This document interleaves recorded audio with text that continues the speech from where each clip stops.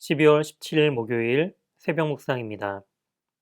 오늘 우리에게 주신 하나님의 말씀은 미가 3장 5절에서 8절 말씀입니다. 내 백성을 유혹하는 선지자들은 이에 물을 것이 있으면 평강을 외치나 그 입에 무엇을 채워주지 아니하는 자에게는 전쟁을 준비하는도다. 이런 선지자에 대하여 여호와께서 이르시되 그러므로 너희가 밤을 만나리니 이상을 보지 못할 것이요 어둠을 만나리니 점치지 못하리라 하셨나니 이 선지자 위에는 해가 져서 낮이 캄캄할 것이라.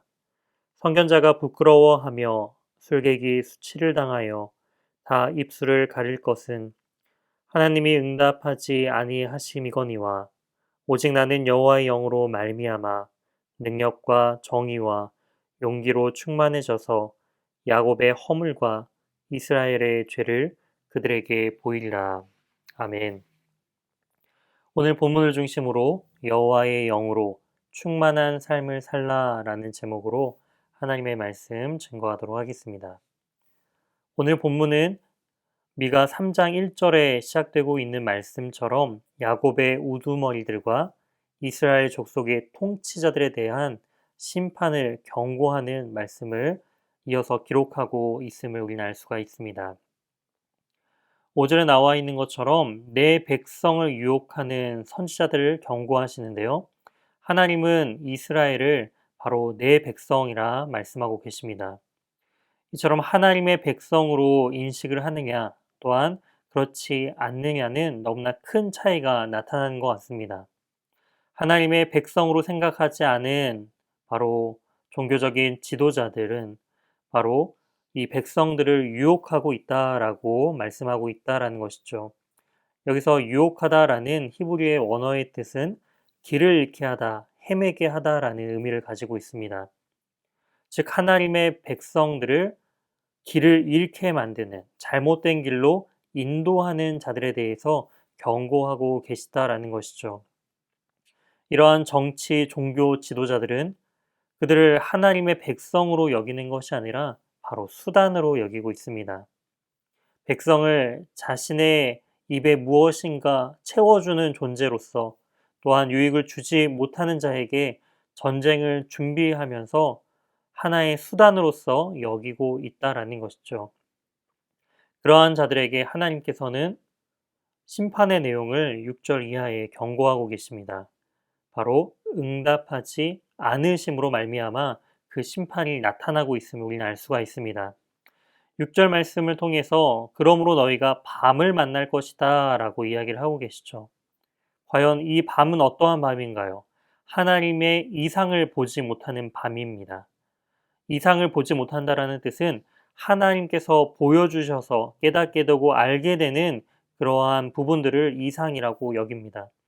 즉 이러한 하나님의 뜻을 알지 못하는 영적인 무지의 상태에 들어가게 된다라는 것이죠.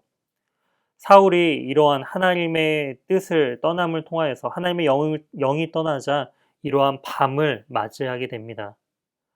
하나님의 뜻을 온전히 깨닫지 못하는 그러한 영적인 공고한 상태를 경험하게 된다는 것이죠.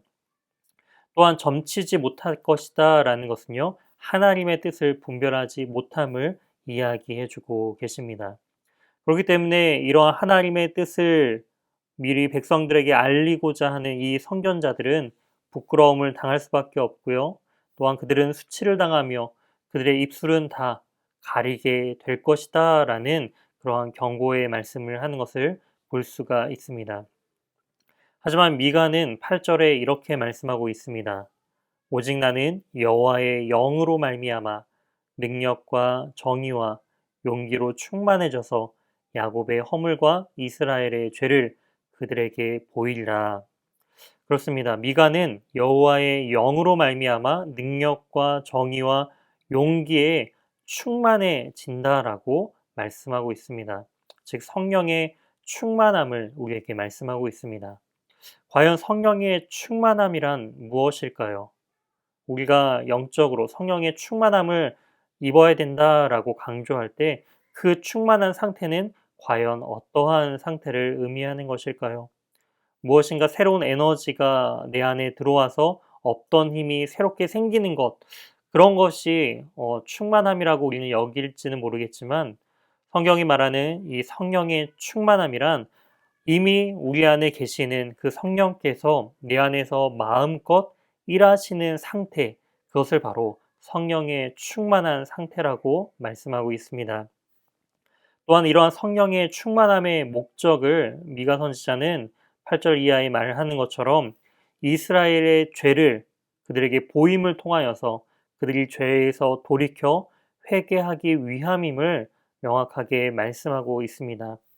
이처럼 성령의 충만함이 자신만을 위한 것이 아닌 또한 자신의 삶을 통하여서 그의 삶이 메시지가 되어 바로 이스라엘 백성들, 하나님의 자녀들이 죄에서 돌이켜 회개하는 데 나아가기 위하여 쓰임받고 있다는 것을 우리는 알 수가 있는 것이죠.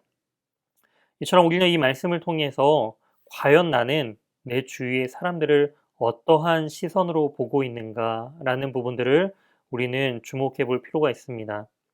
하나님의 자녀와 백성으로서 하나님께서 창조하신 그러한 피조물로서 하나님의 형상으로서 우리의 주위의 사람들을 대하고 있는지, 아니면 나에게 필요한 존재로서 어떤 유익이 있기 때문에 관계를 맺고 기능적으로만 바라보고 있는지 우리는 이 부분들을 생각해 볼 필요가 있습니다.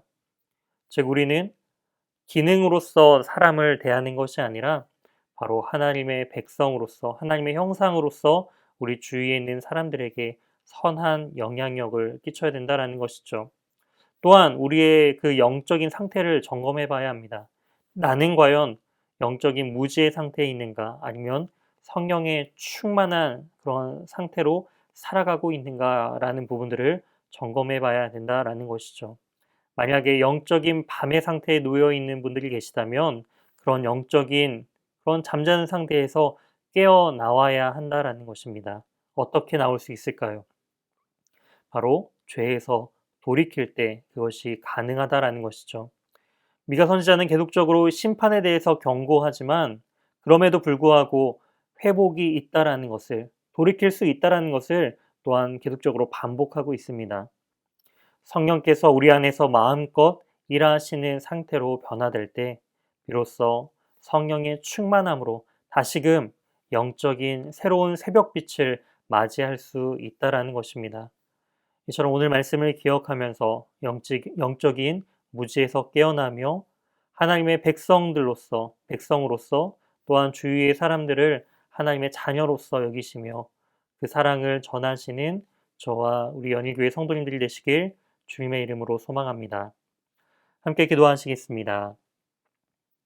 하나님, 세상의 수많은 유혹과 물질 만능주의 속에서 사람을 수단으로 대했던 우리의 모습을 회개합니다. 영적인 무지에서 벗어나 다시금 성령의 충만함을 허락해 주셔서 오늘 하루도 주님과 동행하며 능력과 정의와 용기로 충만한 복된 삶을 살도록 인도하여 주시옵소서. 이 모든 말씀 우리의 삶을 인도하시는 예수 그리스도의 이름으로 기도드립니다. 아멘. 다음 기도 제목을 가지고 함께 기도하시겠습니다. 첫 번째, 오늘 말씀을 기억하며 멸망의 길로 인도하는 물질 만능주의를 배격하고 오직 성령 충만한 하나님의 사람이 되게 해달라고 기도해 주시기 바랍니다. 두 번째, 담임 목사님 청빙을 위해 기도해 주시기 바랍니다. 연희교회가 한 몸을 이루는 지체로서 머리 대신 예수님의 말씀과 뜻을 잘 전달할 수 있는 준비된 목회자를 모실 수 있도록 성도들의 영혼을 사랑하고 푸른 초장으로 인도하며 영혼의 생수를 마시며 성장시키는 목회자를 모실 수 있도록 사람의 생각과 방법이 아닌 오직 주님의 뜻과 방법으로 준비된 목회자를 모실 수 있도록 기도해 주시기 바랍니다. 세 번째, 코로나19의 조속적인 종식과 교회와 모든 성도들의 안전을 위해 기도해 주시기 바랍니다. 네 번째, 최종걸, 지영준 선교사님의 사역과 가정 그리고 건강을 위해 기도해 주시기 바랍니다.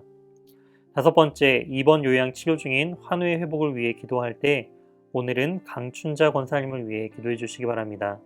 불면증과 공황장애로 지금 많은 어려움을 당하고 계십니다. 이러한 어려움에서 빨리 회복될 수 있도록 함께 기도해 주시기 바랍니다. 6번째, 수험생들을 위해 기도해 주시기 바랍니다.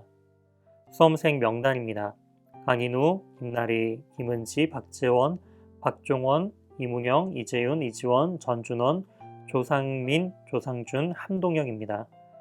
이제 수능을 마치고 면접과 서류들을 이제 준비하는 과정 가운데 있습니다. 모든 입시의 과정 속에서 하나님의 인도하심을 경험하며 나아갈 수 있게 해달라고 함께 기도해 주시기 바랍니다. 다 같이 기도하시겠습니다.